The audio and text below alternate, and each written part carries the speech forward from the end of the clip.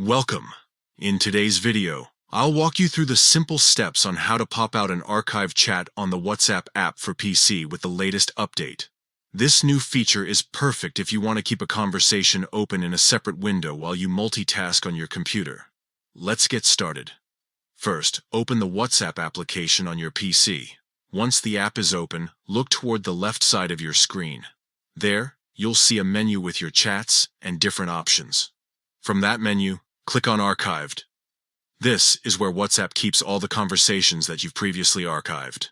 Now, scroll through the list until you find the chat you want to open. This could be a group conversation or a one-on-one chat. Once you've located it, move your cursor over the chat. The next step is to right-click on that chat. A small menu will instantly appear on your screen with several options to choose from. From this menu, click on the option that says Pop Out Chat. The moment you select that, a new window will open, showing only that specific conversation. This new chat window works independently from your main WhatsApp screen, allowing you to keep the conversation visible at all times, even while switching between other tasks on your computer.